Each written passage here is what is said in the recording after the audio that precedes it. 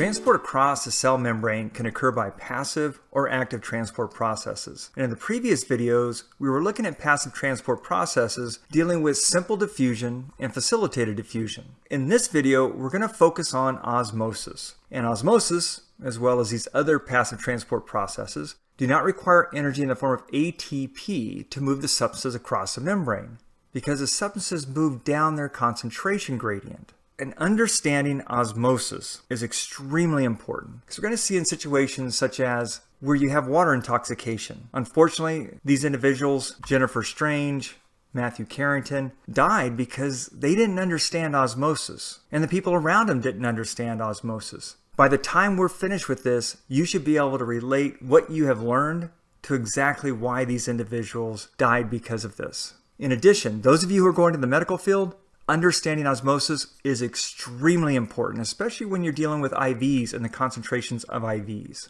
Let's go ahead and get started on this really important process. So osmosis is a diffusion of water across a selectively permeable membrane from an area of higher water concentration to one of lower water concentration. And basically osmosis is just simple diffusion. Substances that are going from a high concentration through a membrane to an area of lower concentration, which don't require energy in the form of ATP. But when we're dealing with osmosis, it's specifically the diffusion of water across a selectively permeable membrane from an area of higher water concentration that you see here to an area of lower water concentration on the other side of that membrane. Well, you might be looking at this going, wait a minute, the level of water looks the same here. Yeah, across the membrane, the level of water is the same, but on this side of the membrane, you have sugar molecules, and they take the space of water. So if I look at it concentration-wise, the greater concentration of water is here on the left-hand side. There's less water molecules on the right-hand side because the sugar molecules are taking up the space of other water molecules, which makes it look level on both sides of the membrane. But since there's less water concentration on this side, this right-hand side with the sugar molecules, this water is going to move across the membrane until it reaches an equilibrium, until there's the same water concentration on the right-hand side as the left-hand side. But look at what happens to the level of water on this right-hand side. It's going up because water's moving in. And if we're talking about cells, it can cause a cell to swell. So osmosis is the diffusion of water across a selectively permeable membrane from an area of higher water concentration to one of lower water concentration. You want to star this definition. Water will flow toward the solution that has a higher concentration of solutes, because that's where the concentration of water is lowest. So if I come back here, where's a higher concentration of solutes? Well, it's on this side, which means there's lower water concentration.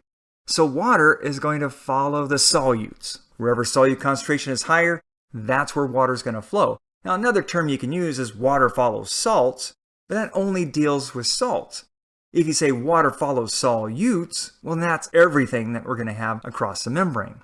Now, note, an area of higher water concentration has low dissolved particle concentration, whereas an area that has a low water concentration has a high dissolved particle concentration. Well, once water concentrations are equal, then the net movement of water stops.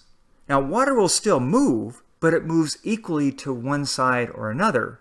Once this water has equalized or reached an equilibrium, water still moves, it just moves from one side to the other in the same rate. So there is no net movement of water once you've reached equilibrium. Remember, water can move through a phospholipid bilayer. It doesn't move through as easily as, say, a lipophilic molecule, but it can move through. We're going to see that in certain cells, they have water pores that allow water to move through. These are called aquaporins. They're in various cells throughout the body. We're going to focus on these primarily in the kidneys, where we're going to find these aquaporins within the nephrons. So let's go ahead and take a look at some examples of osmosis. So we have three containers of cells, actually a cell, and the container consists of water, and this is the cell here. These green dots that I just put here are the solute particles. If I look at the number of solute particles outside the cell compared to inside the cell, where do I have the greatest amount of solute particles? Well, it's going to be outside this cell. But when we're dealing with osmosis, it isn't the greatest amount of particles, it's the concentration of the particles. So if I look at concentration-wise, where do I have the greatest concentration of solutes? Inside the cell or outside the cell? To give you an idea on this, we can put two boxes here. And if I look at how many solutes I have in this box and how many solutes I have in this box, concentration-wise, they're the same per volume area. And where I have the solutes, I have water around that. So where do I have the greatest concentration of water? Well, it's the same. Same solute, same water. Where is water going to move? It's going to move equally into an outside cell. And we call the type of solution that the cell is in an isotonic solution, meaning that it has the same concentration of solutes on each side of the membrane. Well, what if I have this situation where I have a cell, and in here I have 4 particles, and outside I have lots of particles or lots of solutes? Where do I have the greatest concentration of solutes, and where is the greatest concentration of water? If I do the boxes again, I see that the greater concentration of solutes is outside, and the greater concentration of water is inside. Because if I look at how much water I have in this box here, there is more water concentration-wise than I have outside in this box. So where do I have the greatest water concentration? Inside the cell, compared to, say, outside, where the solutes take up the space of water. Well, we know by osmosis that water is going to move from an area of higher water concentration to an area of lower water concentration. So where do I have the lowest water concentration? This is going to be outside the cell. Water is going to move from inside to outside the cell, where it has less water concentration through that semi-permeable membrane. Well, we call that a hypertonic environment because we have more solutes around the cell than inside the cell. What's going to happen to that cell? It's going to shrink, which we use a scientific term, crenate, to describe the shrinking of the cell as water leaves. We're talking about water concentration. Water moving from a higher concentration of water to a lower concentration of water through that semi-permeable membrane. You can also rephrase this. You can say water is going to move from an area of lower solute concentration to an area of greater solute concentration because that's where you have less water. A couple of ways of phrasing that. You should get used to saying it both ways. Water moves from an area of higher water concentration to an area of lower water concentration through a semi-permeable membrane. That's osmosis.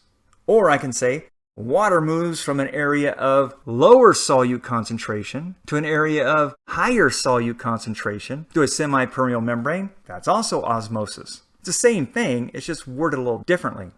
Well, what about this situation where I have more solutes in the cell than outside the cell? And concentration-wise, where would the greater water concentration be? I do my boxes. So these solutes are taking the place of water. So where's the greater water concentration? It's outside the cell. Look at this box. 1 solute, the rest is water. Water is going to move to where? Well, it's going to move inside that cell. Because outside the cell, we call this a hypotonic solution because it has less solutes. And since it has less solutes, it has a greater water concentration. Inside the cell is going to have a lesser water concentration since there's a greater number of solutes. So water is going to move from the outside of the cell to the inside of the cell. And that cell is going to swell, possibly even burst. The bursting of a cell is called lysis. Well, if I wanted to rephrase this, I can also rephrase it as this. Water moves from an area of lesser solute concentration, which is this out here, to an area of greater solute concentration, which is inside the cell. In a hypotonic environment, water moves into the cell by osmosis. In a hypertonic environment, water moves out of the cell by osmosis. In an isotonic environment, water still moves, but it moves equally in both directions. Let's test our knowledge. Here we have a container that has a semi-permeable membrane going down the center of that. On side A, we have solute particles. These could be, say, for example, sugar particles, glucose. And these little dots represent the solvent, which in this case is going to be water. Over here, we have lots of solute and very little water. And here we have greater amounts of water and very little solute. Well, if I allow this to go for some time, which way do you think the water is going to move? Do you think the water from side A is going to move to side B, raising the level of side B? Do you think side B water is going to move to side A, raising the level of side A while side B goes down? Or do you think it's going to stay the same? Or do you think both are going to rise? Or both sides are going to lower? Let's think about this for a few seconds and I'm going to give you the answer.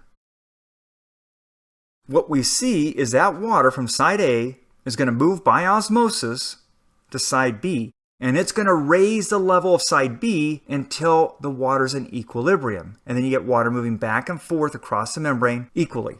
When we look at red blood cells, this becomes really important, especially when we're dealing with IVs. If you put a red blood cell in a hypotonic environment, hypo is going to have less solute concentration around that cell. That's going to cause water to move into the cell by osmosis, swell up the cell, and possibly burst the cell, which we call lysis. In an isotonic environment, the solute concentration outside the cell is the same as inside the cell. Water is going to move equally in both directions.